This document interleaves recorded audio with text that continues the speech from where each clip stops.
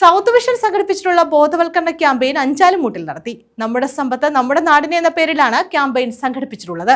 ചെറുകിട വ്യാപാര മേഖലകളിലെ പ്രതിസന്ധിയുമായി ബന്ധപ്പെട്ടാണ് ക്യാമ്പയിൻ സംഘടിപ്പിച്ചിട്ടുള്ളത്. ഓൺലൈൻ പർച്ചേസും ചെയിൻ ഷോപ്പുകളും സാധാരണ കച്ചവട മേഖലകളെ പ്രതിസന്ധിയിലേക്ക് നയിക്കുന്ന സാഹചര്യത്തിലാണ് ചെറുകിട വ്യാപാരികൾ നേരിടുന്ന പ്രതിസന്ധികളുമായി ബന്ധപ്പെട്ട സൗത്ത് വിഷൻ ബോധവൽക്കരണ ക്യാമ്പയിൻ സംഘടിപ്പിച്ചിട്ടുള്ളത്. നമ്മുടെ സമ്പത്ത് നമ്മുടെ നാടിന് എന്ന സന്ദേശം ഉയർത്തിയാണ് ക്യാമ്പയിൻ നടത്തുന്നത്. അഞ്ചാലുമൂട്ടിലും ക്യാമ്പയിൻ സംഘടിപ്പിച്ചു.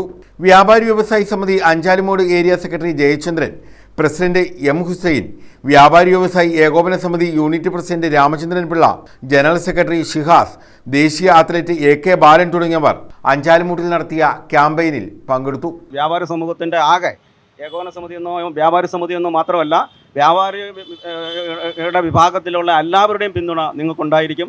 പിന്നെ ഈ നാട്ടിലെ പൈസ നമ്മുടെ നാട്ടിൽ തന്നെ ഇപ്പോൾ അഞ്ചാലുമൂട്ടിലെ എൻ്റെ സുഹൃത്തായ ഹുസൈൻ്റെ കടയിൽ നിന്ന് മലക്കറി സാധനം മേടിക്കുന്ന ഒരാൾ ഹുസൈൻ കിട്ടുന്ന പൈസ കൊണ്ട് അടുത്ത കട ഗോപാലകൃഷ്ണൻ്റെ കടയിൽ കൊണ്ട് കൊടുത്ത് ഒരു നാരങ്ങ വെള്ളം കുടിക്കും. അവിടെ നിന്ന് മേടിച്ച് നമ്മുടെ ആശിലിയുടെ കടയിൽ പോയി ഒരു നോട്ട് ബുക്ക് മേടിക്കും. ഈ പൈസ ഇവിടെ കിടന്ന് കറങ്ങുമായിരുന്നു. ഇപ്പോൾ ഈ ഓൺലൈൻ വ്യാപാരം വന്ന സ്ഥിതിക്ക് നമ്മുടെ പൈസ അഞ്ചാലുമൂട്ടിനും നിന്നും കൊല്ലത്തു നിന്ന് കേരളത്തിൽ ഇങ്ങനെ വെളിയിലോട്ടും പോകും. അത് കഴിഞ്ഞിട്ട് നമ്മുടെ ഇന്ത്യക്ക് വെളിയിലും പോകുന്ന സ്ഥിതിയാണ് ഇപ്പോൾ ഉണ്ടായിരിക്കുന്നത്.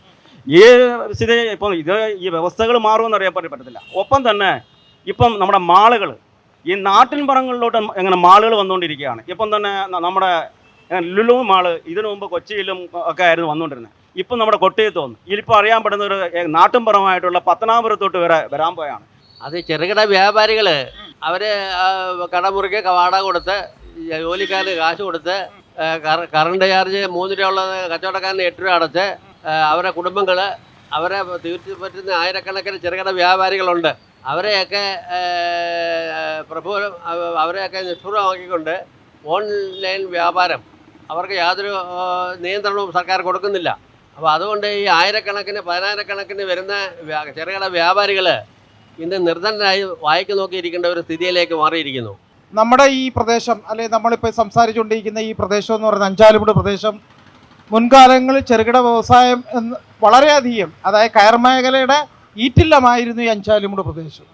ഇന്ന് ആ ഒരു നമുക്കെല്ലാവർക്കും അറിയാം, കയർ മേഖല നമ്മുടെ പ്രദേശത്തു നിന്നും അന്യായപ്പെട്ടു പോയിക്കൊണ്ടിരിക്കുകയാണ്. അതുപോലെ തന്നെ നമ്മുടെ ചെറുകിട വ്യവസായങ്ങളെല്ലാം തന്നെയും തകർന്നടിഞ്ഞുകൊണ്ടിരിക്കുകയാണ്. ഓൺലൈൻ വ്യാപാരം വേണ്ട എന്നല്ല പറയുന്നത്, വേണം. പക്ഷേ അതിനൊരു നിയമം നടപ്പിലാക്കി ഞങ്ങളുടെ ചെറുകിട വ്യവസായികളെയും വ്യാപാരികളെയും സഹായിക്കണമെന്ന് ഈ അവസരത്തിൽ ഞാൻ അഭ്യർത്ഥിക്കുകയാണ്. നമ്മുടെ ഈ നാട്ടിലെ ജനങ്ങൾ കൂടുതലും ഇപ്പോൾ ഈ ഓൺലൈൻ വഴി ഉള്ള വ്യാപാരമാണ് നടത്തുന്നത്.